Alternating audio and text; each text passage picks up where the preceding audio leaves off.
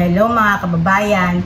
So guys, nakita naman natin sa balita na namigay ng ayuda o pamasko kuno etong mga Duterte, etong si Digong at saka si Sara sa mga Dabawenyo.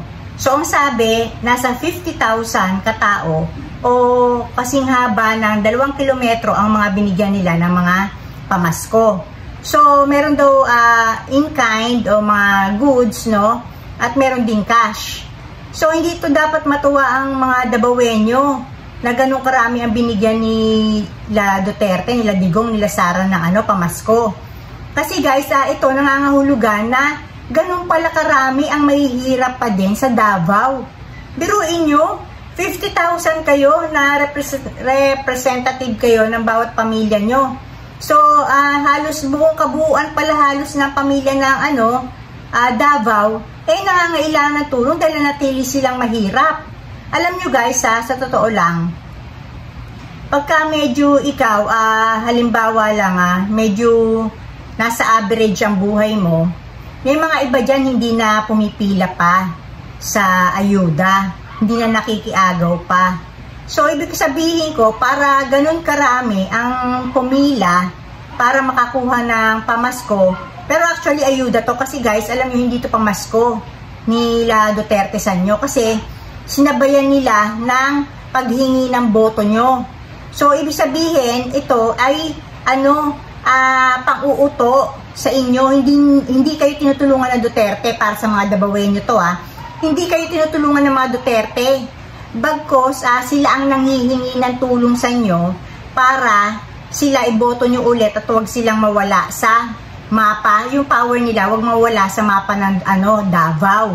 So inuuto kayo dahil kung hindi kayo inuuto niyan, hindi yan ang hingi ng boto nyo, na wag nyo silang kaligtaan na sa darating ng eleksyon sila ang ihalal nyo, no? Lalo na si Digong sa pagka-mayor. Ang tagal na naging mayor ng pamilya ni Digong dyan, yung mga Duterte. Hindi naman pala na-improve ang mga buhay nyo.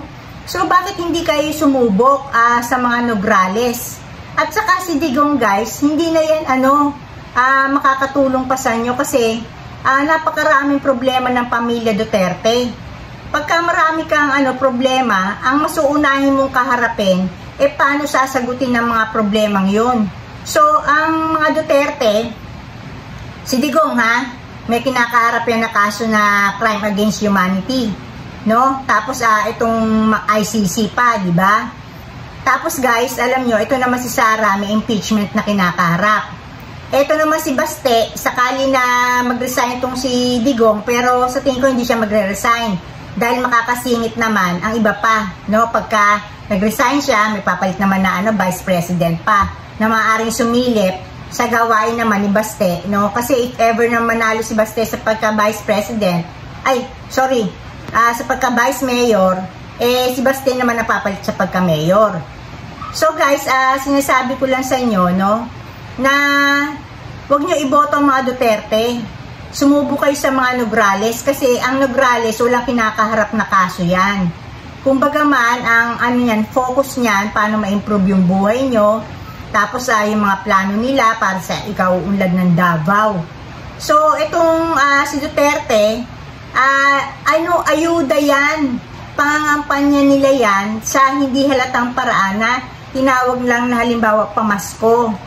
Pero yan, halos yan, pinatawag kayo na sa gayon, bibigyan kayo ng konti. Yung 50,000 na katao, kung sa tigo 1,000 yan, di ba? Maliit lang sa kanila yan. Sa totoo lang, sa dami ng nakurakot nila. Huwag kayong maniwala na hindi nangurakot ang Duterte kasi hindi naman talaga paglilingkod ang adhikain o layunin sa inyo. Ang gusto nila, mag-stay sila sa power sa Davao, nang sa gayon sila yung maghari-harian, katakutan, tapos mapatuloy nila yung masamang masamang mga gawain nila dyan sa Davao. So maging mapanuri kayo mga Dabawenyo, no, na ang iboto nyo ay ang Nograles kasi guys, sa dinami-dami nyo na 50,000 kayo, nangailangan pa rin kayo ng tulong para pumila kayo dyan.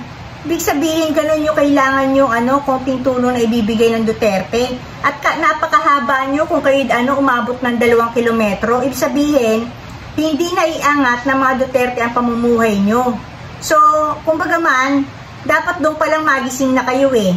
Subukan nyo ang Nograles kasi failure ang Duterte local government dyan. Ang inihasik nila dyan, puro lang, karahasan. Tapos ang focus lang naman talaga nila ay yung kapangyarihan, no? So, ayun lang guys, sinasabi ko na kaya pala napakaraming pumila para sa pamasko, pero ayuda talaga yon o kung tutuusin ay panguuto sa mga botante, no, na para maalala sila sa panahon ng eleksyon, no? Ibig sabihin hindi na improve ng mga Duterte ang pamumuhay nyo. At it's time na wakasan na ang dinastiya, no, ng mga Duterte sa Davao. Matanda na si Digong, wala na ibubugayan. Kumbaga man, baka may karamdaman pa yan. Kung may karamdaman pa yan, ang focus niya, doon sa nararamdaman niyang pain. Hindi makaka-function ng isang tao kung may nararamdamang pain.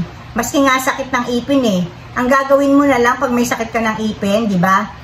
Uminom ng gamot, tapos halimbawa biglang nakaganyan ka, hindi dyan masakit, hindi ka nagagalaw dyan kasi nga baka pag gumalaw ka ng ibang pwesto, sumakit yung ipin mo. So kung may pain nararamdaman na si Duterte, hindi na yan makaka-function at matanda na siya. Kahit na paano meron na yan. So dito na ako guys, and blessings everyone. Bye!